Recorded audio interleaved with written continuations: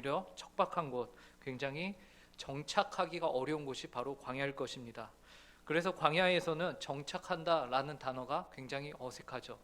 오히려 광야와 어울리는 단어는 유랑한다, 혹은 유목한다라는 것이 더 어울립니다. 왜 그럴까요? 광야에서 정착하여 살기에는 그곳은 농사 지을 만한 형편도 안 되며 그곳은 사람이 살기에 적당하지 않고 농작물을 키우기도 어려운 환경이기 때문에 그렇습니다.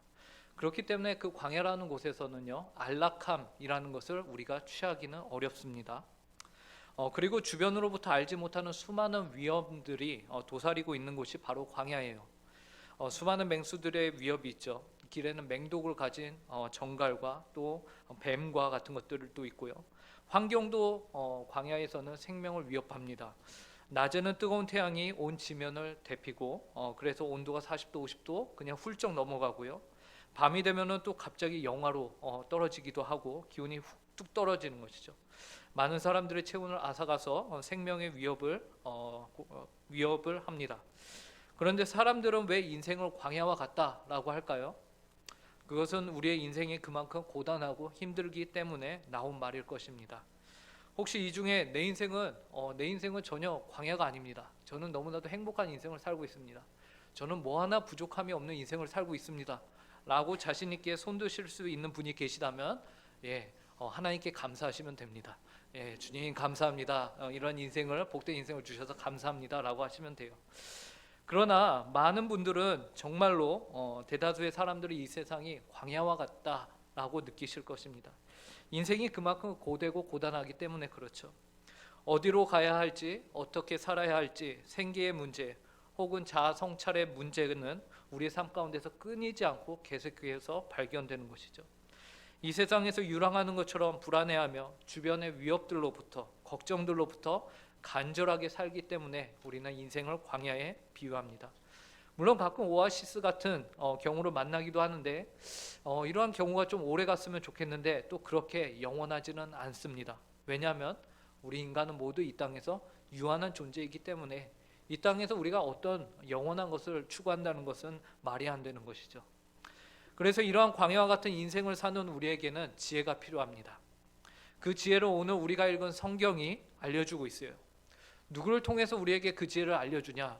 이 광야와 같은 인생을 사는 것이 아니라 그 삶 자체가 광야에서 살아가고 있는 이스라엘 백성들을 통해서 광야와 같은 인생을 사는 우리에게 이 인생을 어떻게 살아가야 하는지 그 지혜를 우리에게 알려주시는 것입니다. 광야와 같은 인생을 사는 우리 성도가 과연 이 세상을 어떻게 살아야 하는가? 우리는 무엇을 바라며 살아야 하는가?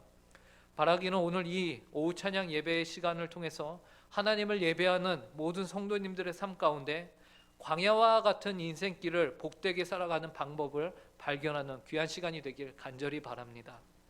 먼저 광야와 같은 인생을 살면서 우리는 하나님이 우리와 함께 하신다라는 사실을 기억해야 합니다. 하나님이 우리와 정말로 함께 하세요. 본문 15절과 16절을 보시기 바랍니다. 이 말씀 저희가 함께 읽도록 하겠습니다. 시작. 성막을 세운 날에 구름이 성막 곧 증거의 성막을 덮었고 저녁이 되면 성막 위에 불 모양 같은 것이 나타나서 아침까지 이르렀으되 항상 그러하여 낮에는 구름이 그것을 덮었고 밤이면 불 모양이 있었는데 출애굽하여 광야를 지나는 이스라엘 민족에게 하나님께서는 성막을 지으라고 말씀하셨어요. 그리고 이스라엘 민족은 하나님께서 모세에게 명령하신 그 명령을 따라 성막을 하나님이 원하시는 대로 하나님이 명령하신 대로 그대로 지었습니다. 그리고 그 성막을 세운 날에 어떤 일이 벌어졌다고 15절에서 말합니까? 구름이 성막 곧 증거의 성막을 덮었다라고 말하고 있죠. 그런데 그 구름이 밤이 되자 그 성막 위에 있는 그 구름에서 어떤 것이 있느냐? 불 모양 같은 것이 또 생겼다라고 말합니다. 그래서 아침까지 그 불 모양을 가지고 있었다라고 말하죠. 우리는 쉽게 생각하기를 구름 기둥하면 구름이 일자로 쫙 전봇대처럼 올라가고 또 불 기둥하면 불이 일자로 전봇대처럼 쫙 올라가서 온 이스라엘 백성들을 다 데피고 이렇게 가려줬을 거라고 생각하는데 성경학자들은 그렇게 보지는 않습니다. 구름이 이제 하늘에 있는 것처럼 쫙 깔려 있고 그 구름이 어디에 중심을 두고 있느냐? 하나님의 성막 위에 중심을 두고 있는 것이죠. 불기둥도 동일합니다. 그 구름 속에 불과 같은 것이 있다라고 말하고 있는 것이죠. 만약에 여러분 상식적으로 생각해도 불이 기둥처럼 쫙 있으면은 그 주변에 있는 지파들은, 백성들은 다 어떻게 될까요? 예, 상상만 해도 바로 그 상상하신 그것입니다.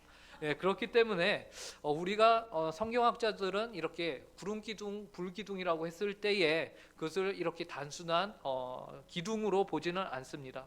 어쨌든 중요한 것은 무엇이냐? 하나님이 그 가운데 함께 계셨다라는 것이요. 여기서 말하고 있는 불기둥과 구름기둥은요, 단순히 구름과 불이 아닌 것이죠. 이것은 무엇을 의미하냐면 하나님의 임재를 의미하는 것입니다. 그래서 하나님의 임재가 항상 거기에 있었다라는 것이죠. 구름은 그리고 불기둥은요, 이제 출애굽기 40장 34절 35절 같은 곳에서 보면요, 이렇게 말합니다. 함께 이 말씀을 읽도록 하겠습니다. 시작. 구름이 회막에 덮이고 여호와의 영광이 성막에 충만하매 모세가 회막에 들어갈 수 없었으니 이는 구름이 회막 위에 덮이고 여호와의 영광이 성막에 충만함이었으며. 구름이 회막에 덮였다라고 하는데 그것을 가지고서 또 뭐라고 말씀하냐면 하나님의 여호와의 영광이 가득하였다, 충만하였다. 그래서 어느 정도였냐? 하나님과 그렇게 친밀한 모세가 그곳에 들어가지 못할 정도로 하나님의 영광이 가득하였다, 충만하였다라고 말하고 있는 것이죠. 이것은 하나님의 임재를 의미합니다. 하나님이 실제로 그곳에 계셨다라는 것이죠. 그러므로 구름이 성막이 가득한 것은 여호와의 영광이 가득한 것이고, 그러한 여호와의 영광은 곧 하나님의 임재를 의미하는 것이에요. 그렇다면 이러한 하나님의 임재가 나타나는 바는 무엇입니까? 그것은 지금 이스라엘 백성들은 광야를 지나고 있습니다. 출애굽이라는 구원을 경험한 다음에 이제 어디로 가야 할지 두렵고 떨리는, 가야 할 바를 모르는 그들에게 하나님이 무엇을 말씀하시냐면 내가 너희와 함께 있다라는 사실을 알려주고 계신 것입니다. 이 이스라엘 백성들은 적지 않은 숫자가 출애굽을 하고 구원을 경험하였음에도 불구하고 그 광야의 상황 가운데서 원망하고 불평을 늘어놓았어요. 그들의 걱정과 근심이 되려 그들을 사로잡은 것입니다. 막막한 인생에 대한 어쩌면 자연스러운 반응일 수도 있겠는데요, 그런 인생에게 하나님께서는 내가 너희와 함께한다라는 것을 눈에 보이며 실제 경험으로 그들에게 가르치고 계신 것이 바로 하나님의 구름 기둥인 것입니다. 구름이 머무는 곳인 것입니다. 하나님께서는 그의 백성들로 하여금 내가 너희와 함께하고 있다라는 사실을 그의 백성들이 제발 알았으면 좋겠다라고 말씀하시는 것이죠. 의심이 쌓이는 우리의 형편을 아시고 직접 구름기둥과 불기둥으로 하나님의 영광을 나타내신 것이에요. 하나님이 그의 백성과 함께 거하십니다. 그래서 16절에서 항상 그러하여 낮에는 구름이 밤에는 불 모양이 있었다라고, 항상 그러하여 라고 말씀하세요. 하나님이여 항상 함께 계셨다라는 것이죠. 그러므로 여러분의 인생이 참으로 광야와 같은 인생길이라 하더라도 결코 잊지 마셔야 하는 것은 하나님이 항상 그러하여 여러분과 함께 하신다라는 사실입니다. 이 진리를 잊지 마시기 바랍니다. 여러분은 예수님을 믿게 하셔서 친히 여러분의 아버지가 되신 분이 바로 하나님이십니다. 하나님을 믿음으로 말미암아 이 광야와 같은 인생길을 담대하게 그리고 당당하게 사시는 우리 모든 성도님들이 될 수 있기를 바랍니다. 이것이 첫 번째, 광야와 같은 세상을 살아가는 성도가 가져야 하는 지식인 것이에요. 그리고 두 번째, 광야와 같은 인생을 사는 성도가 알아야 하는 것은요, 하나님께서 우리의 갈 곳과 있어야 할 곳을 알려주신다, 인도하신다, 친히 함께 가신다라는 사실입니다. 인생을 빗대어서 우리는 선택의 연속이다라고 말하죠. 아기들이 태어나기 전부터 부모들은 아이들의 삶을 놓고서 선택의 기로에 섭니다. 그죠? 어느 산부인과를 가야 할까? 어느 기저귀, 어느 이유식, 어느 유모차를 준비해야 할까? 등등 여러 가지 선택들 앞에 놓이게 됩니다. 그래서 아기를 낳아요. 그러면 선택이 끝일까요? 아니죠. 이제 본격적으로 선택이 시작이 됩니다. 그 선택 가운데서도 이제 선택의 주체가 되는 아기와 그리고 나 자신과의 싸움이 또 그 안에서 한바탕 벌어지죠. 예. 그래서 학교는 초등학교, 중학교, 고등학교 계속해서 선택을 합니다. 어느 학군을 가야 되나, 어디로 이사를 가야 되나 계속해서 고민을 하죠. 그 가운데서 또 학원은 어떻습니까? 어느 학원을 보내야 되나? 얘를 도대체 내가 볼 때는 공부에는 재능이 없는 것 같고 뭐를 해서 얘가 먹고 살게 만들어야 되나 고민을 하는 것이죠. 어쨌거나 대학을 갑니다. 대학도 선택이죠. 그리고 대학에 들어가서 이제 대학에 가기만 해. 너 마음대로 다 해. 라고 하지만 정작 대학에 가면 아이들이 철이 들면 이제 뭘 하죠? 자기 앞에 놓인 선택에 대해서 이제 스스로 걱정을 하죠. 와, 군대는 갔다 왔는데 이거 뭐 먹고 사나? 라고 이제 생각하면서 이제 그들의 선택이 더 본격적으로 시작이 되는 것이에요. 인생의 마음에 결코 이제 여유가 없고 계속해서 이어지는 그 선택의 연속선상 가운데서 인생을 살아가게 되는 것입니다. 그리고 취업의 선택이 기다리고 있고요. 그 다음에 가장 중요한 선택 무엇이죠? 배우자. 누구와 함께 나의 인생을 살아갈 것인가 라는 것이죠. 어떤 배우자를 만나서 결혼을 할지에 대한 선택이 그들을 기다리고 있어요. 그래서 결혼을 하면 끝일까요? 그 다음에는 이제 두 사람이 같이 선택을 해야 하는 더 많은 선택들이 우리의 삶 가운데 놓여지죠. 인생은 정말로 선택의 연속인 것 같습니다. 죽는 순간까지 계속 그래요. 그래서 인생은 연속의 선택입니다. 선택의 연속입니다. 예. 그런데 이런 인생을 둘러싼 수많은 선택들 가운데서 우리는 어떤 선택이 옳은 것인지, 어떤 선택이 잘못된 것인지 우리는 경험하기 전에는 충분히 알지 못하는 자들입니다. 인생에 그토록 많은 수많은 선택들이 있는데 우리 중 그 누구도 예지의 능력을 가지고서 이것은 이렇게 하면은 이렇게 된다라고 자신 있게 호언장담을 한다 하더라도 누구나 선택에는 실수를 하기 마련인 것이죠. 우리는 지혜가 부족합니다. 경험을 통해서 우리는 이것이 그릇된 것이었구나를 깨닫죠.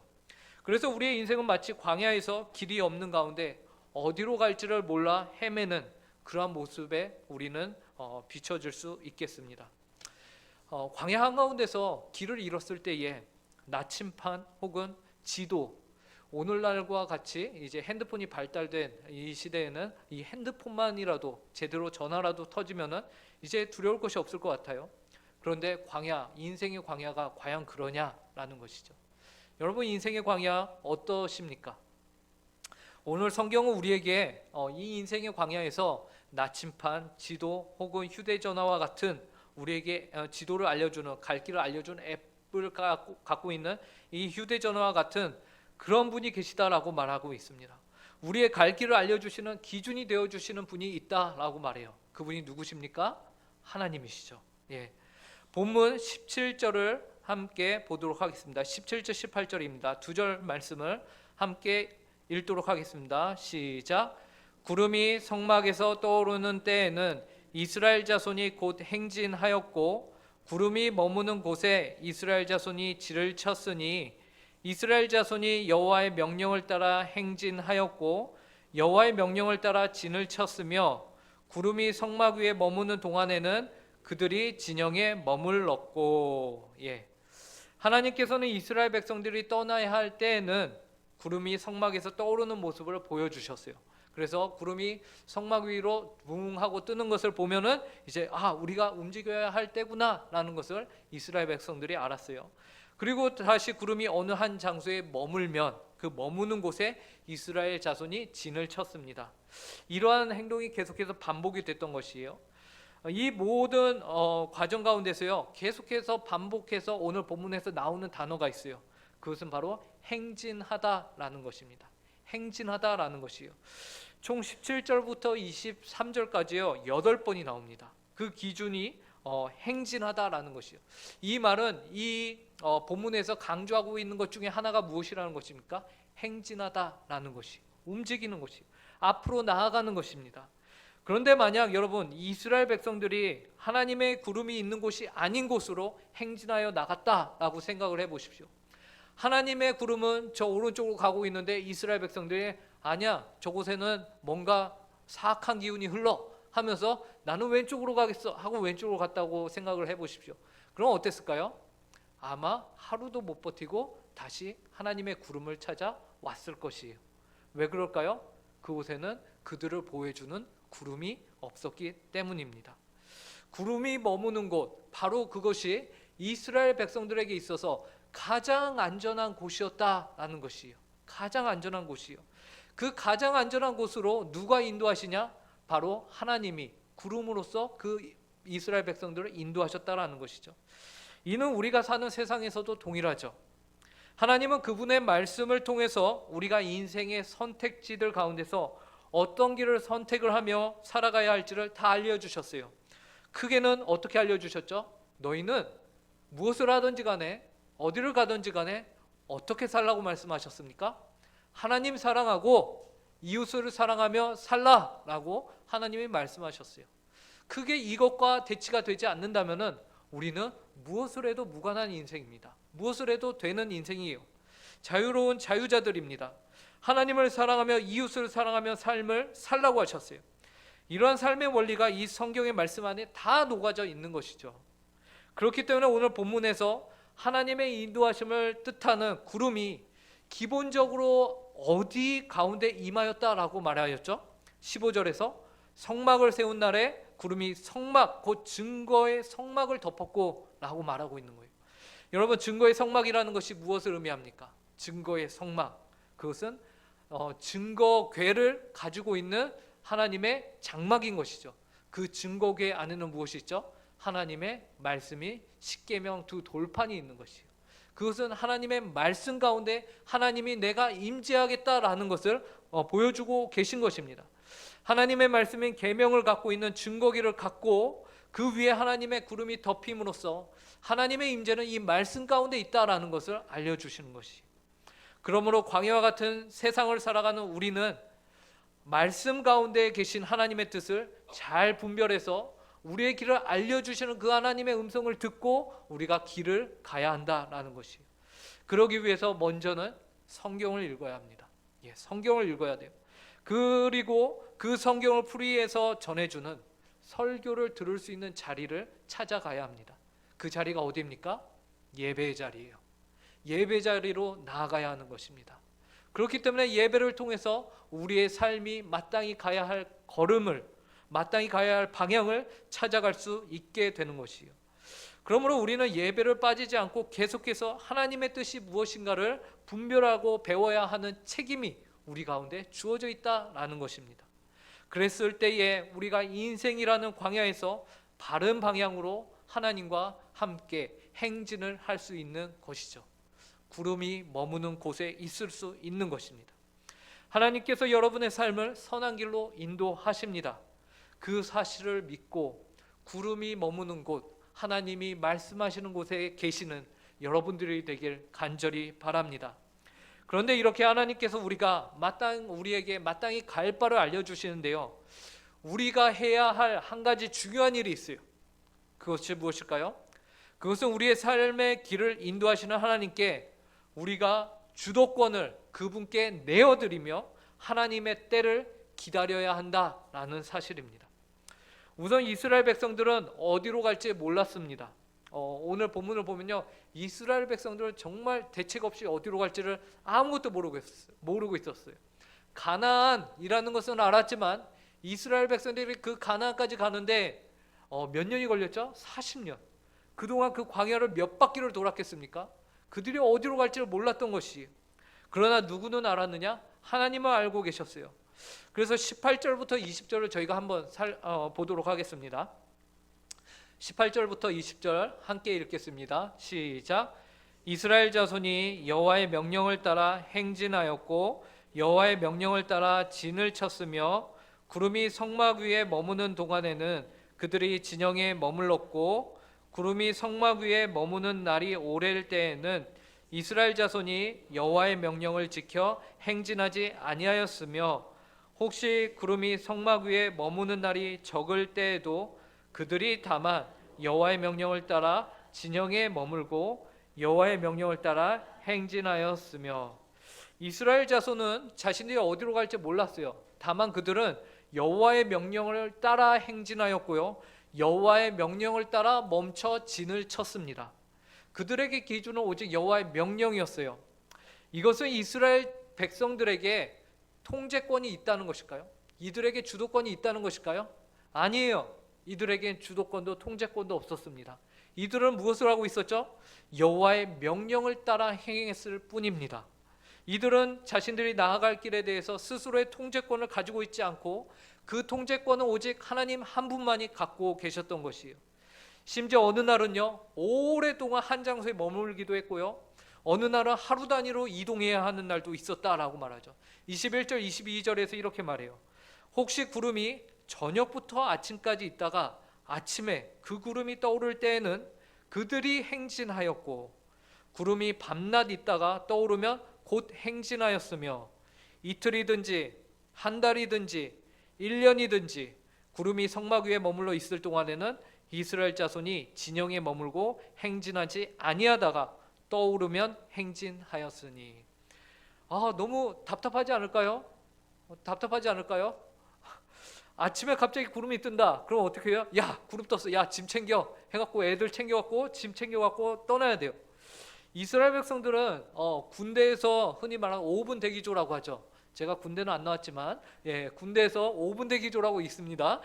그 대기조처럼 대기하고 있어야 되는 거예요. 그래서 신호가 떨어지면 바로 짐 싸들고 나가야 되는 거예요. 또 어느 날은 이틀이든지 한 달이든지 심지어 1년 동안 구름이 움직일 생각을 안 해요. 그럼 어떻게 합니까? 계속 기다리는 거예요. 내가 가고 싶어도 가지 않고 기다리는 거예요. 나는 지금 저쪽으로 저쪽으로 이동하는 게 내 생각에는 더 현명해 보여도 기다리는 겁니다. 그런데 중요한 것은 이스라엘 백성들이 이 모든 일에 있어서 하나님께 순종하였다라는 것이죠. 하나님께서는 우리의 삶에 함께 하시며 우리가 어디로 가고 어디로 가지 말아야 할지를 알려주시는 분이십니다. 그런데 때로는 그 방식과 때가 우리가 원하는 바와 다를 수 있습니다. 그러나 우리는 하나님께 우리의 주도권을 드리고 하나님의 뜻과 때를 오래도록 참을 수 있는 덕을 우리 가운데 가져야 합니다. 감사한 것은요, 하나님께서는 그분의 뜻을 오래도록 참고 견디고, 그래서 그 순종하는 자들에게 귀한 축복의 약속을 해주고 계신데요, 야고보서 1장 12절 말씀을 저희가 함께 읽어보도록 하겠습니다. 함께 읽겠습니다. 시작.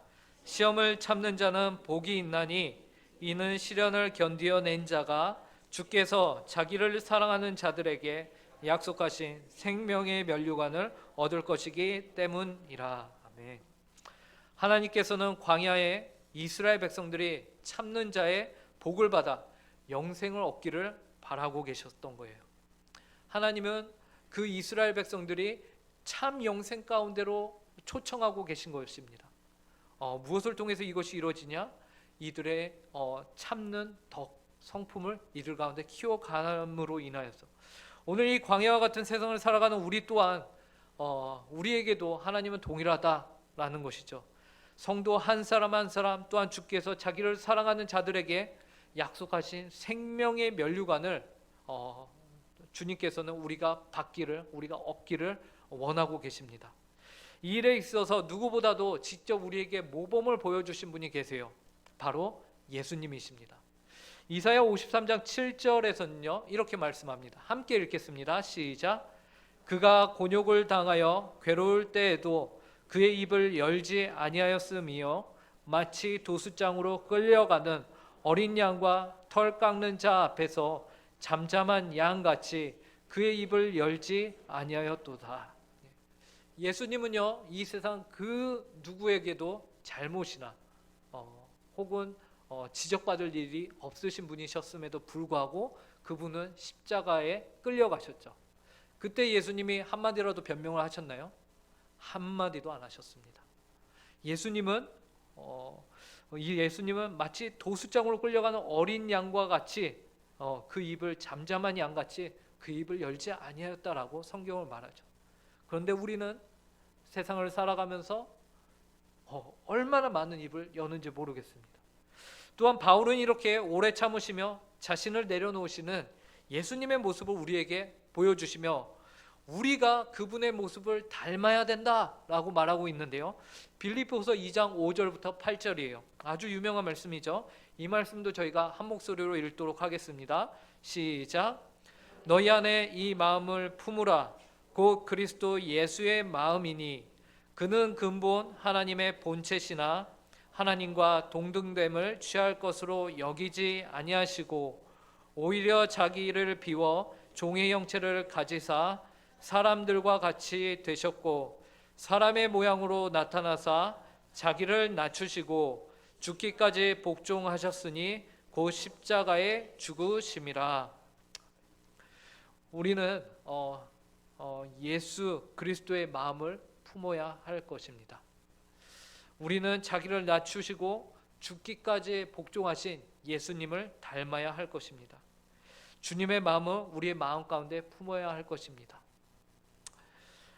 인생은 광야와 같습니다. 이 세상에서 우리는 이방인과 같고요, 광야를 지나는 유랑인과 같습니다. 그런 우리에게 오늘 말씀은 우리가 마땅히 이 세상을 살면서 어떻게 살아야 하는가를 말해주고 있습니다. 우리는 이 세상을 살아가면서 광야 같은 이 세상이지만 하나님이 나와 함께 하신다라는 사실을 믿음으로 살아야 합니다.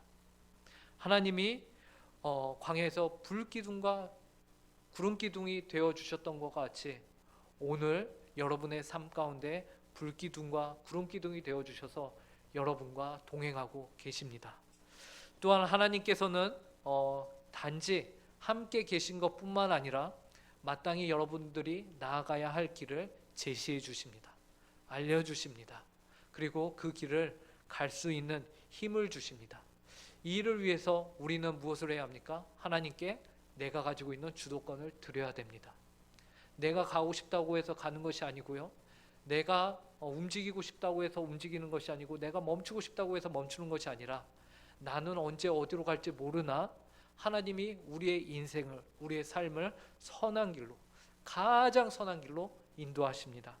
그 하나님을 믿음으로 우리는 그 하나님께 우리의 주도권을 드리고 우리 안에 예수 그리스도의 마음을 가지고서 주님이 그렇게 살아가셨던 것과 같이 참으며, 오래 참으며 우리 안에 덕을 세우며 예수님을 하루하루 닮아가는 귀하고 복된 삶을 살아내는 우리 모든 성도님들이 되시길 간절히 바랍니다. 함께 기도하겠습니다.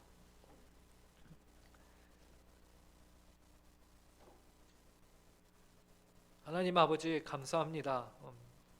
갈 곳을 모르고 그리고 의지할 곳이 없는 죄인인 저희를 예수 그리스도를 통하여서 구원하여 주시고 자녀 삼아 주시고 또 저희의 인생에 관여하여 주시고 간섭하여 주시고 크신 하나님의 섭리로 저희를 인도하심에 감사합니다. 하나님, 지금 이 순간도 저희에게 주님은 구름기둥이 되어주시며 불기둥이 되어주십니다. 그리하여서 저희를 보호하시고 또 저희가 마땅히 가야 할 바를 알려주시며 저희 가운데 믿음이 끊어지지 않도록 계속해서 말씀하시고 역사하시는 하나님임을 저희가 믿습니다. 하나님 아버지, 그러나 저희는 여전히 연약하오니 그러한 저희를 긍휼히 여겨 주시옵소서. 하나님 아버지, 바라옵기는 저희가 이 광야와 같은 인생 가운데서 하나님 아버지께 저희의 주도권을 내어드리고 하나님 아버지의 말씀을 따라 한 걸음씩 한 걸음씩 따라가고 또 때로는 기다리며 또 때로는 그 자리에서 주께서 우리에게 맡기신 특별한 사명들을 감당해내는 저희 모든 응곡교회 성도들이 되게 하여 주시옵소서. 그래서 결국에는 저희가 밟게 될 그 본향, 하나님이 계신 그곳에서 우리가 하나님을 기쁨의 눈으로 마주보며 주님을 온전히 영광 돌리며 하나님께 감사하며 하나님을 온전한 예배를 주님께 드릴 수 있는 그날을 저희가 기대합니다. 하나님, 은혜를 허락하여 주시옵소서. 또 한 주를 살아갑니다. 이 한 주도 저희가 하나님 아버지를 더욱더 의지하게 하여 주시고 저희만 잘 사는 것이 아니라 하나님 아버지, 저희 주변에 있는 많은 이들을 이롭게 하고 그들에게 하나님의 복음을 주님의 덕을 전하는 사명을 잘 감당할 수 있도록 은혜를 허락하여 주시옵소서. 감사하며 이 모든 말씀 예수님의 이름으로 기도합니다.